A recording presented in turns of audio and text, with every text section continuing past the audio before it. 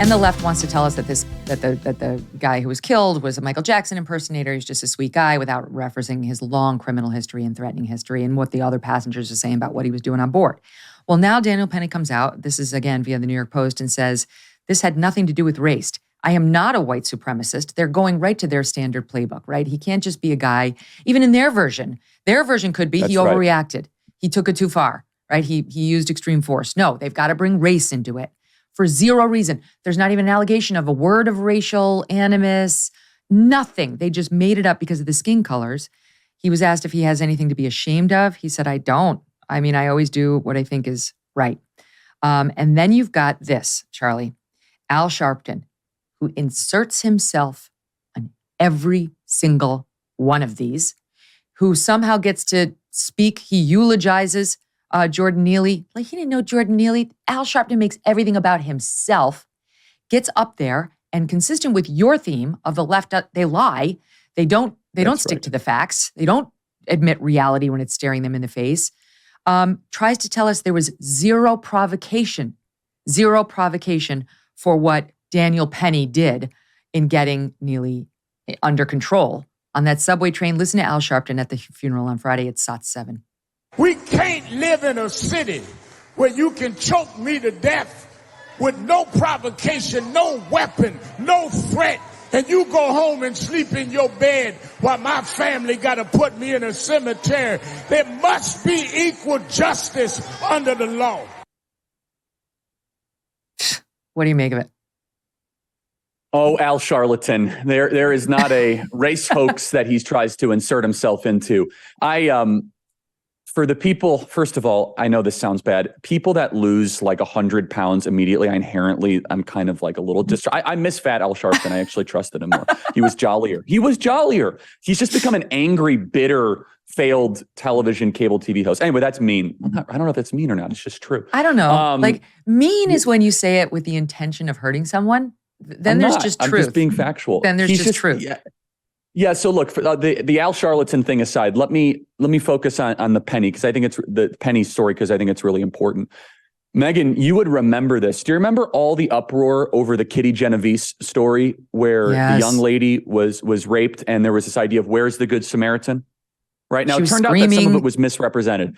For the younger listeners that don't know the story, it was allegedly a woman that was raped in an alleyway, and that like 30 or 40 onlookers heard it from their apartments, and they decided to do nothing. That was over-exaggerated, but it turned out to be like 4 or 5 people, right? And the question was, it was this moral outcry of, who are we as a city? Who are we as a place where we allow a bad thing to happen and nobody intervenes? And so now fast forward to this situation. First of all, Al Sharpton is a liar. Of course he is. He's made an entire career in the Tawana Brawley. I think that was the name of the situation, where he just he made up the entire, it was a total race hoax, right? It was 100%. A complete fabrication and lie. And no provocation.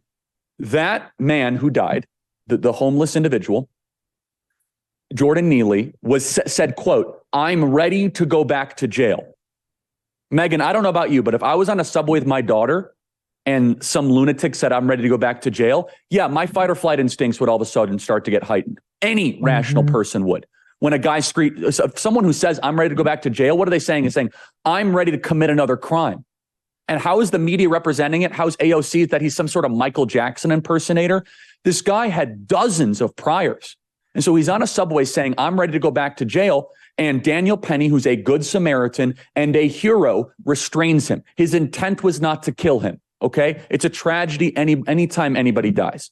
At the same time, we can simultaneously say, you know what? Daniel Penny should walk free, because this is what ends up happening. Aristotle said justice is the messiest of all the virtues. Therefore, you must have clear lines and laws of what is justice and who enforces justice. Citizen enforced justice is not the ideal, Megyn. You and I both agree. This is not how we want to live society.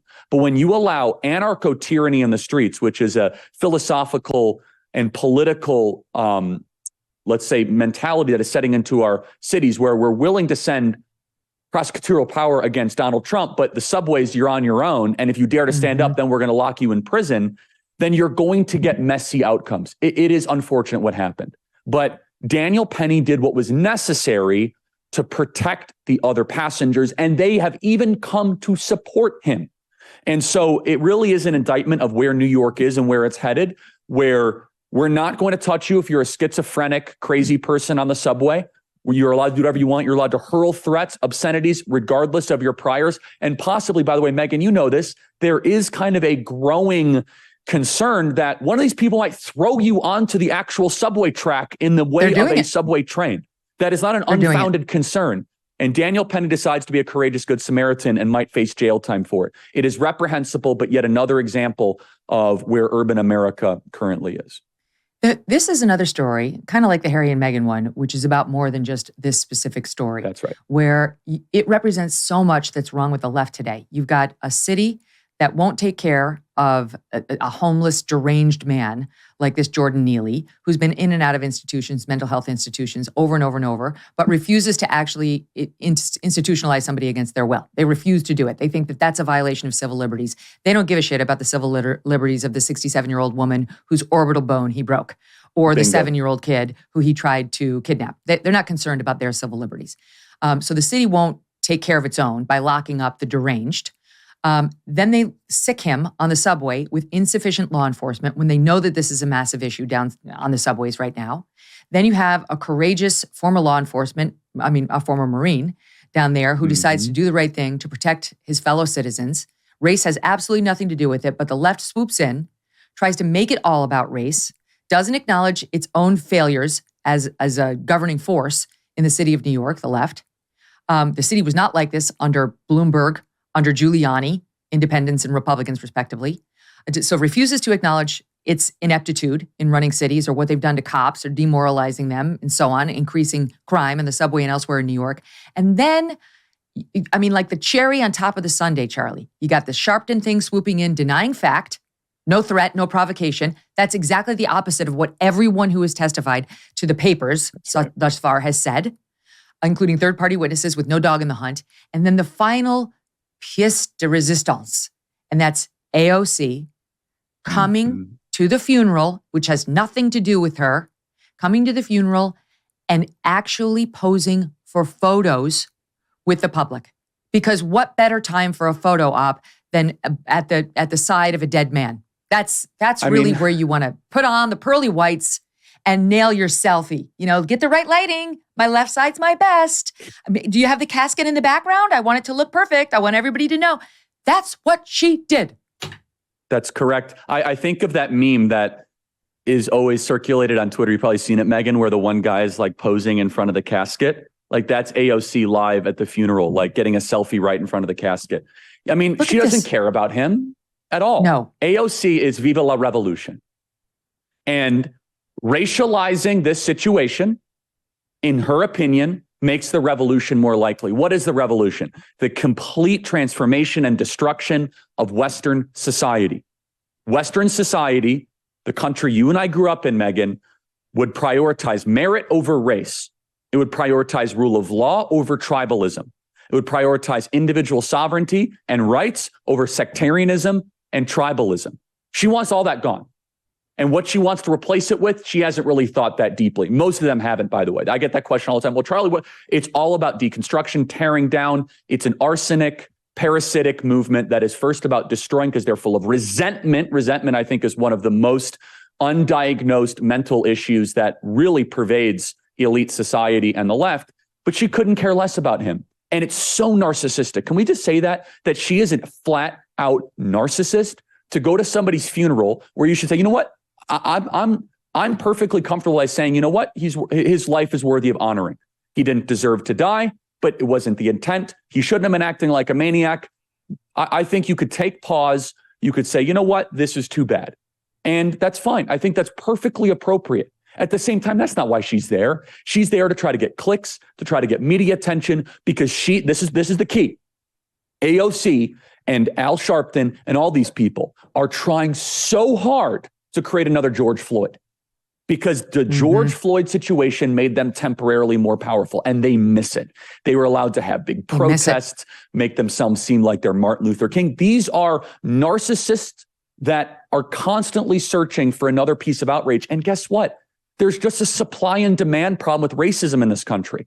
We're far more decent than AOC would ever have to believe that most situations actually don't have a racial element, that you have to create your own race hoaxes, that you have to try to import race where it doesn't exist, where this was not about race. This was about what Viktor Frankl said. There are two different types of people. There are the decent and the indecent.